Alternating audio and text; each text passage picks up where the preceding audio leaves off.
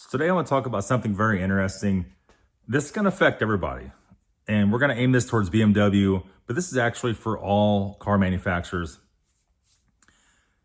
In my opinion, the downfall of the car, everything cars, started a downturn in 1996 with the addition of the OBD2 port. I'm going to tell you why here in a minute. You're going to say, oh, Nathan, you're old, just senile and blabbing stuff. But no, that was the beginning of trying to force everyone to bring cars back to the dealership. I'm going to tell you why. So in the late 90s, you started seeing, 95, 96, started seeing the OBD2 port pop up in OBD2 cars. And it basically passed, essentially not a law, but terms that you have to have OBD2 port starting in 1996. Some cars had them way before, different countries, depends on what manufacturer it was. And as time goes on, fast forward to like 2005, 2006, manufacturers really started angling the use of that port on how can we block the buyers from actually working on their own car. How can we block out indie shops, all this other people from working on these cars, whereas people have to bring it back to the dealership? Because selling cars does not necessarily make car manufacturers all the money. You average any dealership person you talk to, anybody that works at a dealership, you're gonna know right away that service carries the dealership. The service department carries the whole entire dealership. That makes all the money. That's why that dealership is there, is service. And that's why you see now $250, $300 an hour hourly rates. That builds that building, that the service and the sales is in. That keeps all lights on, everything. So ideally for a dealership to sell a car and service that car its whole, or at least the first 100,000 miles, that's what they want, right? That's what those guys want. That's what makes them all the money. That's the hook. That's the catch to that. So fast forward from 2005, 2006, from there on up, it just gets worse. About 2015, 2016, BMW, Mercedes, even Nissan started this stuff to where, okay, we're not going to let anybody swap any part of any car unless they have factory software to code that to the car. We're just not going to let them do it. Every part has a VIN number program to it. You must have the factory software. And then the next catch is you can't actually buy the factory software. You could buy it off eBay from some dude out of the trunk of his car, and maybe you could figure out how to use it good enough to do some things. Most people that do that eat, sleep, and breathe that software and figure out how to angle that so they have the same control the dealership has, right? There's very few people out there, maybe a few hundred in the world, let's be honest with you. And most of those guys are from Eastern Europe or Russia or somewhere they barely speak English. They're hard to deal with. They charge a lot of money. That's just what it is. And, then that was bad enough with ISTA Plus with BMW. Then they forced it into E-System, which is even harder to get and harder to find somebody that knows how to use that. So from 2012 on up, 2011, 2012, you kind of have to have E-System for a lot of those cars. Depends on what model it is and what you're trying to do, just exactly what you need to do. So there is that. You could take it to the dealership. There is a way out. You can take it to the dealership. Well, most of those dealerships have one guy comes around once or twice a week that does a software part, and extremely, extremely expensive to have that done at the dealership.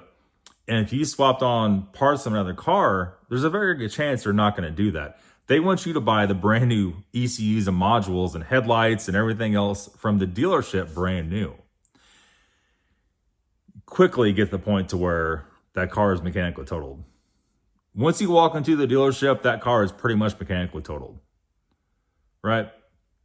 A lot of these M cars and this stuff, this car is mechanically totaled 10 times over, this M4. And just getting a S55 crank hub done will damn near total this car mechanically. just getting a minor accident where you have to have coding and programming done will almost total this car out. It really is an ugly situation. Now, are they ever going to stop that? Do they have to have every single part in the whole car coded to the VIN number?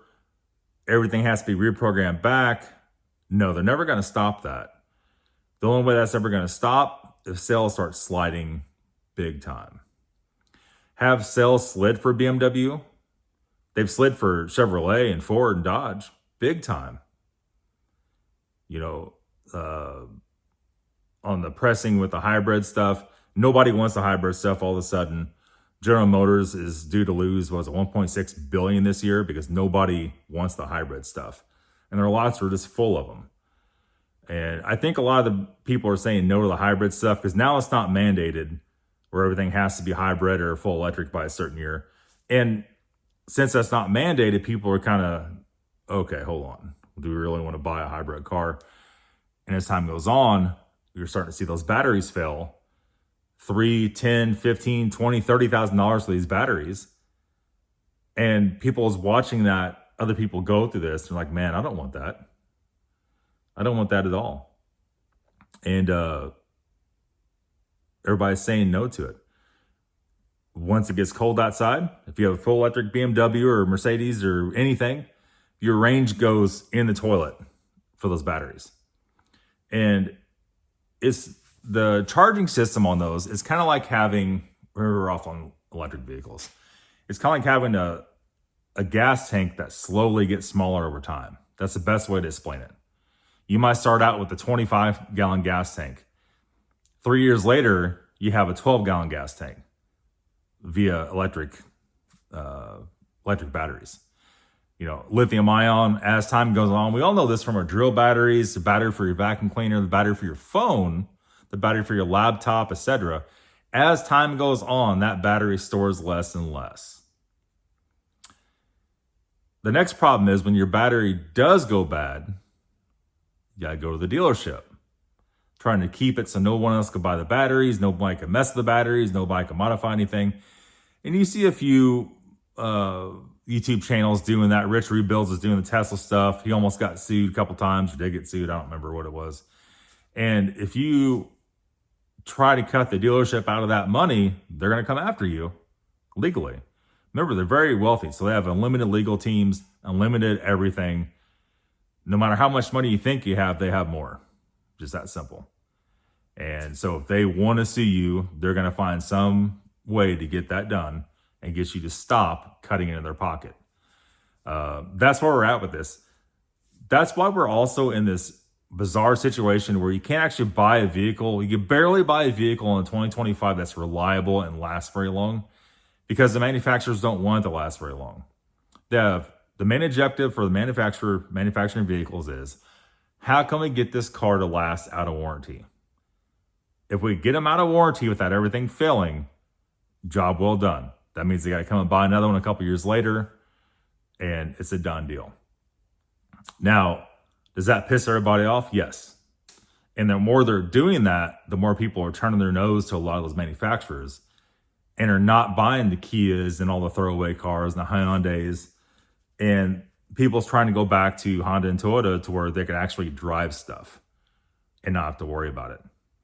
And kind of like the last video you posted, I was going off on how Toyota and Honda is almost the only reliable cars. And a lot of guys say, oh no, they're not, they're terrible too.